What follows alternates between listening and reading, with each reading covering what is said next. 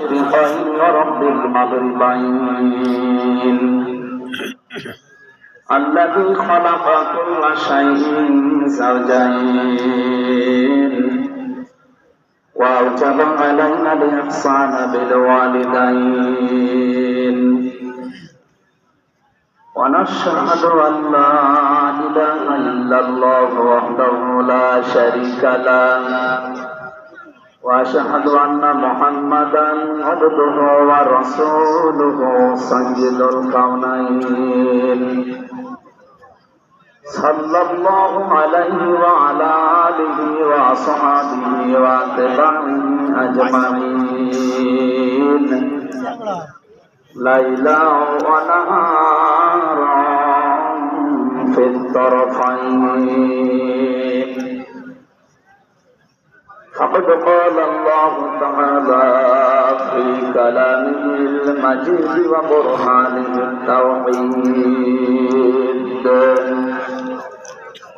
জবান খুলে পড়েন আউযু বিল্লাহি মিনাশ শাইতানির রাজীম বিসমিল্লাহির রহমানির রহিম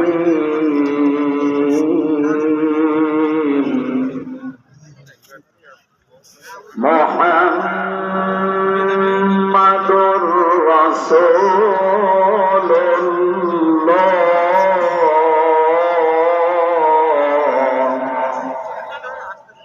والذين معه أشداء على الكفار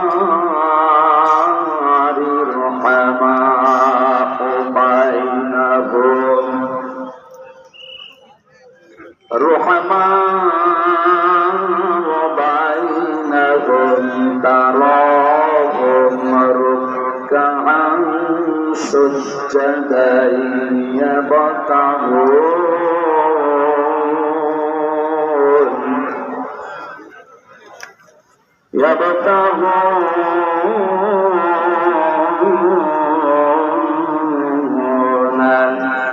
فضلا من الله ورضوانا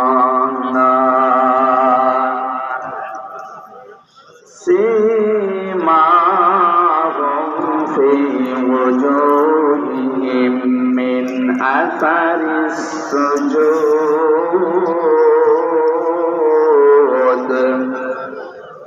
ذلك مثلهم في التوراة ومثلهم في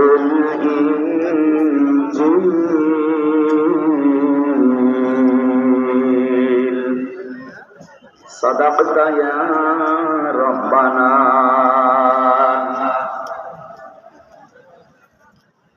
عن أبي هريرة رضي الله تعالى عنه قال قال النبي صلى الله عليه وسلم من أحب لله وأبغض لله وأطاع لله ومنع لله فقد استكمل الإيمان رواه مسلم وما زادهم إلا إيمانا وتسليما اللهم صل على محمد وآله وصحبه وبارك وسلم اللهم صل على محمد وآله وصحبه وبارك وسلم اللهم صل على محمد وآله وصحبه وبارك وسلم আলহামদুলিল্লাহ বাংলাদেশের ঐতিহ্যবাহী জেলা যশোর 8 দিন সফিনা মেডিকেল কলেজ প্রাঙ্গণে ফুলের হাট যশোর 3 দিন ব্যাপী ঐতিহাসিক তাফসীরুল কোরআন মাহফিলের দ্বিতীয় রজনীর স্বনামধন্য সভাপতি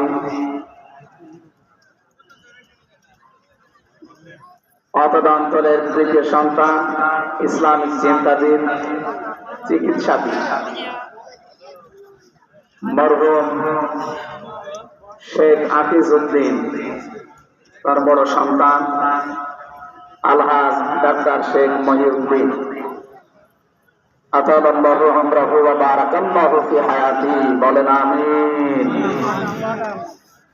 এ মাহফিলে এতক্ষণ যিনি কথা বললেন ইসলামিক চিন্তাবিদ, মুফাসসিরে কোরআন ছোট ভাই মাওলানা রফিকুল ইসলাম মাদানী দামাত বারকাতুহুল আলিয়া।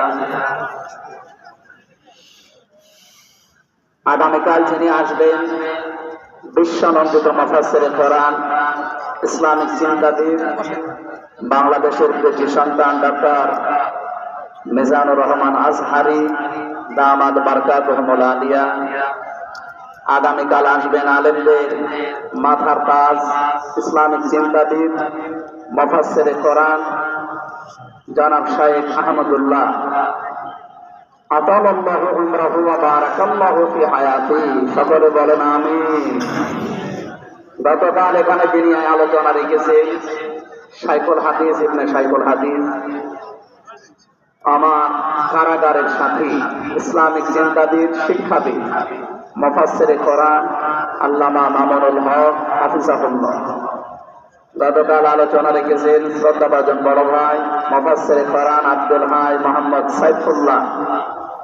আতালাল্লাহু উমরাহু ওয়া বারাকাল্লাহু ফি হায়াতি, সকলে বলেন আমিন।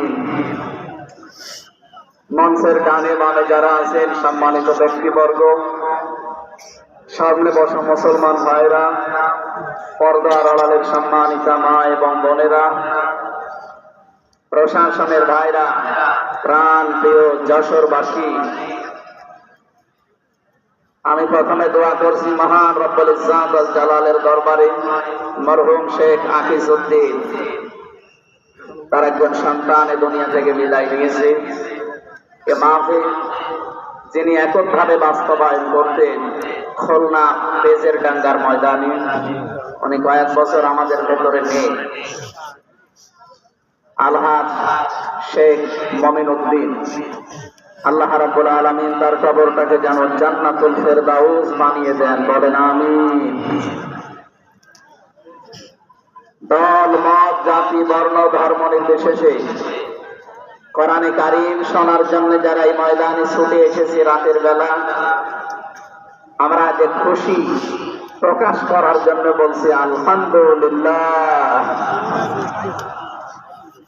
সম্মানিত দুজন উপস্থাপক, আজকে আপনাদের সামনে যারা কথা বলছিলেন আমাদের যশোরের কৃতি সন্তান, বিশিষ্ট সঙ্গীত শিল্পী, শ্রদ্ধাভাজন বড় ভাই জনাব কবির বিন সামাদ দামাত বারকাতুহুল আলিয়া। সম্মানিত উপস্থাপক হিসাবে আরেকজন আছেন বাংলাদেশের কৃতি সন্তান, ইসলামিক চিন্তাবিদ, নাশিদ শিল্পী বড় ভাই জনাব আমিরুল মুমিনিন মানি হাফিজাহুল্লাহ। যে আল্লাহ আমাদেরকে কণ্ঠ ছেড়ে দিয়েছেন কথা বলার জন্য। 15.5 বছর মনে হচ্ছিল যে আমাদের বুকের উপর একটা পাথর চাপা দেওয়া আছে। পাথরটা আল্লাহ নিজের কুদরতি ভাবেই সরিয়ে দিয়েছেন। যে আল্লাহ আমাদেরকে এখন এই যে কথা বলার মতো সুযোগ দিয়েছেন, বলেন আলহামদুলিল্লাহ। পৃথিবীতে মানুষ যা পেয়েছে সব কিছুর তুলনায় আল্লাহর কাছে কোরআনে কারীম শ্রেষ্ঠ সম্পদ। আজকের এই ময়দানে সম্পর্ক শুধু কোরআনে কারীমের সাথে, নয়তো আমরা এই হাজার লক্ষ মানুষেরা এ রাতের বেলা প্রচন্ড শীত অপেক্ষা করে আসতাম। শুধুমাত্র শেখ মহিউদ্দিন সাহেব ডাক দিলে আমরা আসতাম, বিষয়টা এমন না। এখানে সম্পর্ক এই সৌন্দর্যের সাথে কোরআনে। এই জন্য যারা স্বেচ্ছাসেবকের দায়িত্বে আছেন আমি তাদেরকেও ওয়েলকাম জানাচ্ছি, ধন্যবাদ জানাচ্ছি। তাদের এই কষ্ট, তাদের এই শ্রম আল্লাহ রাব্বুল আলামিন যেন জান্নাতে যাওয়ার বাতিল বানিয়ে দেন, বলেন আমিন। কোরআনে কারীমে রব্বুল আলামিন বলেন কুল বিফাদলিল্লাহি ওয়া বিরহমাতিহি ফাবিযালিকা ফালইফরাহু হুয়া খায়রুম মিম্মা ইয়াজমাউন, বলেন আল্লাহু আকবার। আল্লাহ পাক বলেন নবী আপনি বলুন তাম পৃথিবী যাবে যাবে আনন্দে আছে, যাকে ঈদ করে যায় করে যাওয়া অর্জন করে। আমি আল্লাহর কাছে কোরআন কারীম শ্রেষ্ঠ সম্পদ। সুতরাং কোরআন যারা পেয়েছে তারা যেন আনন্দ করে। আজকে খুলনা বিভাগের মানুষগুলো, খুলনা বিভাগ সহ বাংলার অন্যান্য বিভাগ থেকেও মানুষেরা আজকে এসেছে কোরআনে কারীম সত্যি যারা শোনার জন্য বোঝার জন্য এসেছি। এটা পুরা এখন ইবাদত চলছে। আমরা খুশি দুনিয়ার সব কিছুর তুলনায় আজকে বলেন আলহামদুলিল্লাহ। প্রাণ প্রিয় শ্রোতা মন্ডলী, কোরআনের শ্রোতা যারা আমরা এখানে বসে আছি, এর আগে যারা দুনিয়ায় কোরআনে কারীম শুনেছে, কিয়ামত পর্যন্ত যারা শুনবে, কোরআনে কারীমের শ্রোতাকে তিন ভাগে বিভক্ত করে দিয়েছে। এখানে ওই তিন প্রকার মানুষ আছে, কিয়ামত পর্যন্ত তারা থাকবে। প্রথম নাম্বার, এই কোরআনে কারীম শোনার পরে যারা বাধা দিয়েছিল এই দুনিয়ায়, আল্লাহর কোরআন তাদেরকে ঘোষণা দিয়েছে তারা কাফের। এই বাংলাদেশে আমরা এই 54 বছরে নামধারী মুসলমান, কিন্তু অনেক কাফেরের আচরণ দেখতে পেয়েছি।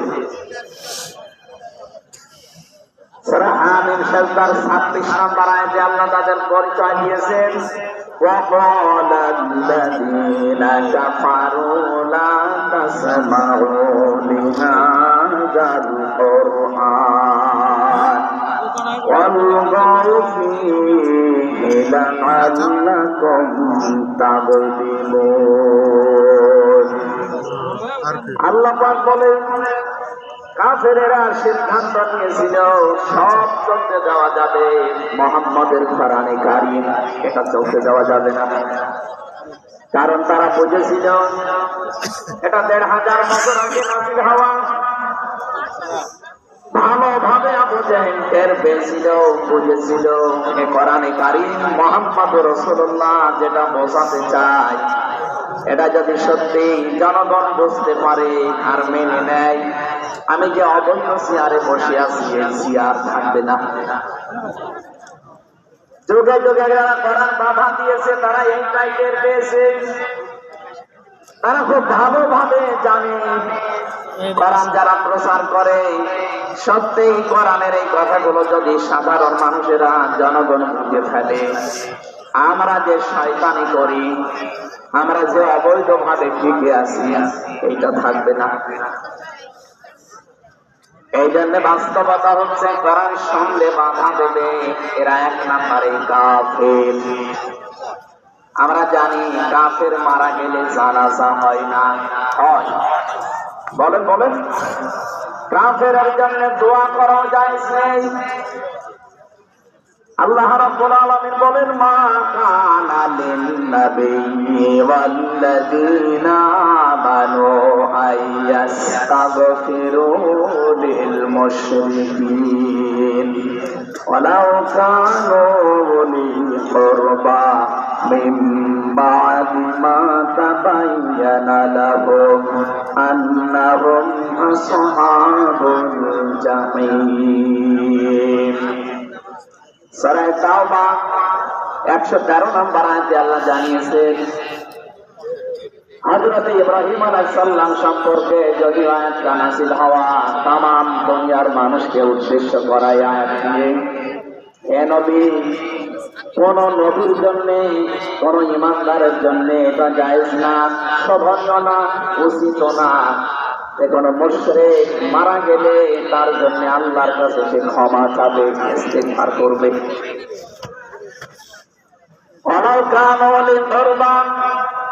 আল্লাহ পাক বলেন, যদিও এটা নিজের নিকট আত্মীয় হয়, মা তাবায়্যানা লাহুম আন্নাহুম আসহাবুল জাহিম, যার প্রতি এটা প্রমাণ হয়ে গেছে যে লোকটা জাহান্নামে যাবে, যার কাজকর্ম, যার ঈমান, আমল, আকীদা দেখে টের পাওয়া যায়, এইরকম মানুষের জন্য কোন ঈমানদার না কোন নবীর জন্য দোয়া করা, ইস্তিগফার করা জায়েজ নেই। বলেন নাউযুবিল্লাহ। একজন নবীকে যদি আল্লাহ এই কথা বলতে পারেন, আমি আয়াতের ব্যাখ্যায় পড়েছি, মুহাম্মদুর রাসূলুল্লাহ সাল্লাল্লাহু আলাইহি ওয়াসাল্লামের নিজের আপন চাচা আবু তালিব। এই লোকটা যখন মারা যাচ্ছিল, বিশ্ব নবী নিজে তার কাছে গিয়ে বললেন, ইয়া আম্মি আবু তালিব, লা ইলাহা ইল্লাল্লাহ হাজ্জুল লাকা ইনদাল্লাহি ইয়াউমাল কিয়ামাহ। বুখারী শরীফের হাদিস। ডাক দিয়ে বললেন, হে চাচা, জোরে বলা লাগবে না, আওয়াজগুলো শুধু আমার কানের কাছে মুখটা নিয়ে আস্তে করে আপনি বলেন, লা ইলাহা ইল্লাল্লাহ। জোরে লা ইলাহা ইল্লাল্লাহ, লা ইলাহা ইল্লাল্লাহ, লা ইলাহা ইল্লাল্লাহ মুহাম্মাদুর রাসূলুল্লাহ। আপনি শুধু আল্লাহর একাত্মবাদের স্বীকৃতি দেন আমার কানের কাছে। রিসালাতের ঘোষণাটা দেওয়া লাগবে না, শুধু আল্লাহর ঘোষণাটা আমার কানের কাছে শোনান। কিয়ামতের দিন আমি আপনার জন্য আল্লাহর দরবারে ঝগড়া করে জান্নাতে নিয়ে যাব। পাশে যারা দাঁড়িয়ে ছিল তাদের কারণে লোকটা পড়তে পারে নাই। নবীজির মন খারাপ হয়ে গেল। সঙ্গে সঙ্গে সূরা ফাতিহার 56 নম্বর আয়াত নিয়ে ফেরেশতা জিবরাইল হাজির হয়ে গেছে। ইন্নাকা লা তাহদি মান আহবাবতা ওয়ালাকিন্নাল্লাহা ইয়াহদি মান ইয়াশা ওয়া হুয়া আ'লামু বিল মুহতাদিন। আল্লাহ পাক বলেন, হে নবী, আপনি যাকে ভালোবাসেন, যাকে পছন্দ করেন, যাকে মনে করবেন, আপনি হেদায়েত দেবেন না, আপনি পারবেন না। কারণ হেদায়েত আমি আল্লাহ আপনার হাতে দেইনি, হেদায়েত আমি আল্লাহ নবীদের হাতে রেখে দিয়েছি। আমি আল্লাহ যাকে ইচ্ছা তাকে দান করি। আর আমি আপনার চাইতে ভালো জানি যে হেদায়েত পাবে কে। জেলখানার ভেতরে 3টা বছর আল্লামা মামুনুল হক হাফিজাহুল্লাহ এক জায়গায় ছিলাম। সকালে এবং দুপুরের খাবার আমরা এক জায়গায় খেলাম। মাঝে মাঝে আমার বন্ধু হামজা বাইরে যদি আল্লাহ নিয়ে যায়, কোনদিন কাফের জানাজায় যাবো না, পড়াবো না। আমার বারবার জিজ্ঞাসা করেছি, ভাই আপনি কাফের মান কোথায়? বাংলাদেশে তো সেরকম কাফের আমরা দেখি না। মানে একটা আমাকে সবিয়ে বলেছিলেন, কাফের তো তারা যারা আল্লাহর কোরআনে বাধা দেয়। সুতরাং এই দেশে যারা কোরআনে বাধা দেবে, সে ডাইরেক্ট হোক ইনডাইরেক্ট হোক, সূরা হামিম সেজদার 26 নম্বর আয়াতের দলিল অনুযায়ী লোকটা কাফের। কাফেরের জানাজা পড়া কিন্তু হারাম। আমার মনে হয় এখন দেশের অবস্থা যা, আমরা যদি এই সিদ্ধান্তে উপনীত হতে পারি যে কাফের জানাজা বন্ধ হয়ে যাবে, আগামীতে কোরআনে কারীম বাধা দেওয়ার মতো সাহস অনেকেই করবে না। কোরআনে কারীমের শ্রোতা 1 নম্বরে পেলাম যারা কাফের। 15.5 বছর থেকে শুরু করে 54 বছর আমরা যা দেখলাম, অনেকেই কিন্তু ডাইরেক্ট ইনডাইরেক্ট বাধা দিয়েছেন। এখনো যদি ওইরকম মানুষ থাকেন এই দেশে, আপনি তাওবা করবেন, আপনি সংশোধিত হয়ে যাবেন। আর যেহেতু এখন সংস্কার চলছে, আপনি নিজেকেও সংস্কার করে নেবেন। কোরআনের শ্রোতা হিসাবে আমরা 2 নম্বরে পেয়েছি তাদের নাম। আল্লাহ রাব্বুল আলামিন বলেন, ওয়াইদা কিলা লাহুম তাআলাউ ইলা মা আনজালাল্লাহু ওয়া ইলার রাসূলি রাআইতাল মুনাফিকিনা ইয়াসুদ্দুনা আনকা সুদুদা। সূরা নিসা 61 নম্বর আয়াতে আছে, হে নবী, মানুষদেরকে আপনি যখন বলবেন আসো আল্লাহর বিধানের দিকে আসো, রাসূলের জীবনের দিকে আসো, আপনি দেখতে পাবেন অনেক মানুষ শুনতেও আসবে, কোরআন আপনার কথা শুনতে আসবে। কিন্তু যখন দেখবেন যেগুলো কোরআনের সাথে আমাদের জীবনের মিল নেই, আর আসলে এই আদর্শের শিক্ষাকে এগুলোর সাথে বাস্তবতা আমাদের মেলে না। আর আইকাল মুনাফিকিনা ইয়াসুদ্দুনা আনকা সুদুদা, আপনি দেখতে পাবেন ও মানুষগুলো আস্তে করে আপনার কাছ থেকে পেছন ফিরে কেটে পড়ছে। বলেন নাউজুবিল্লাহ। সুতরাং কোরআন শুনতে এসে যেগুলো যাদের জীবনে মিলবে না, এই মানুষগুলো যদি মন খারাপ করে রাগ করে যে কোনো কায়দায় চলে যেতে চান, আপনি মনে করবেন মুনাফিকের ছাপ আপনার ভেতরে আছে। আল্লাহ আমাদের হেফাজত করুন, বলেন আমিন। 3 নাম্বার শ্রোতার বর্ণনা পেয়েছি সূরা আনফালের 2 নাম্বার আয়াতে।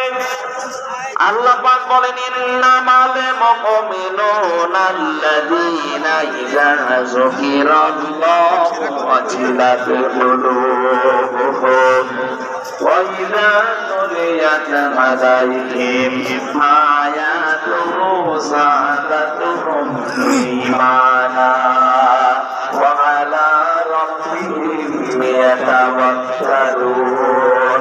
চিৎকার করে বলেন আল্লাহু আকবার। আল্লাহ পাক বলেন, আমার দৃষ্টি ছিল কোরআনের শ্রোতা আসল এবং মুমিন তারা, যাদের সঙ্গে আমার নাম উচ্চারণ হলে তাদের অন্তর আপনার কেঁপে ওঠে। আমার আয়াতগুলো তাদের সামনে তেলাওয়াত হলে যে মানুষগুলো ঈমান করে যাচ্ছে তাও এখানে সালাতুম ঈমানের ব্যাখ্যায় আমি লিখেছি, শরীরের প্রসঙ্গগুলো দেখলে আপনি খাড়া হয়ে যাবে। বাম স্তনের দুই আঙ্গুল নিচে একটা গোস্তের টুকরা আছে, ওটা কাটলে খাবার করবে, একটা অধিকাংশ আপনি আলাদা অনুভব করবে। এটার জন্য এখন আমাদের ভেতরে নয়, আল্লাহ বাড়ি যাওয়াকে সিদ্ধান্ত নিয়ে যাওয়া যাবে যে আল্লাহ ছাড়া আর কারো উপরে আমরা ভরসা করি না। বলেন সুবহানাল্লাহ।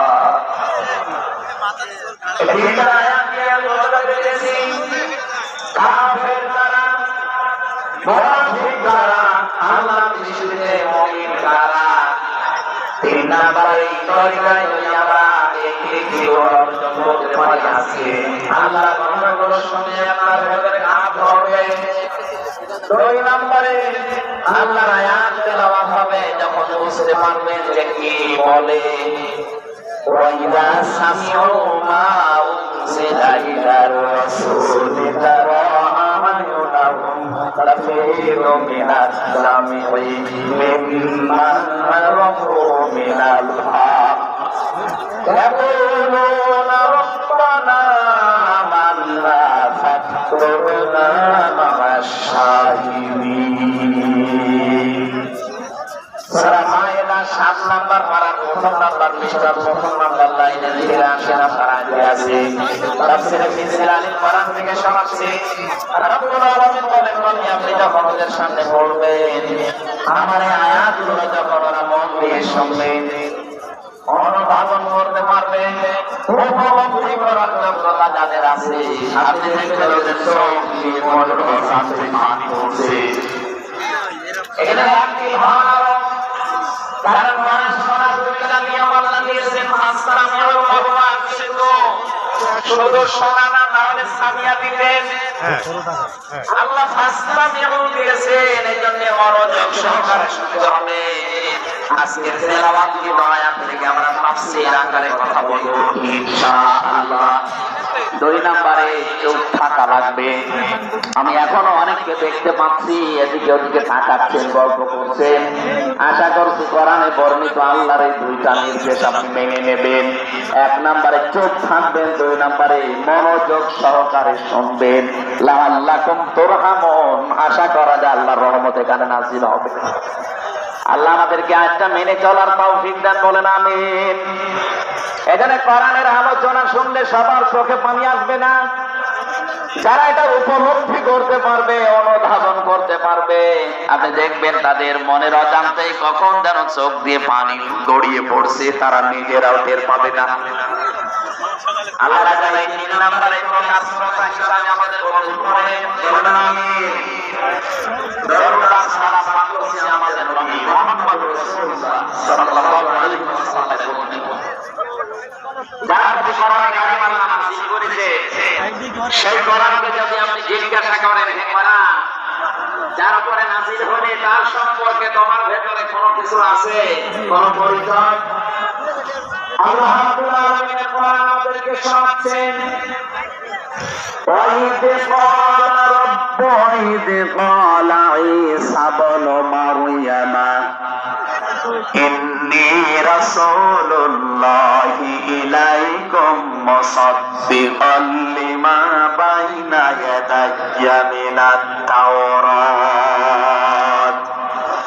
আয়াতের শেষের দিকে আল্লাহ ইসমুহু আহমাদ এই শব্দ দিয়ে দাঁড়িয়েছেন।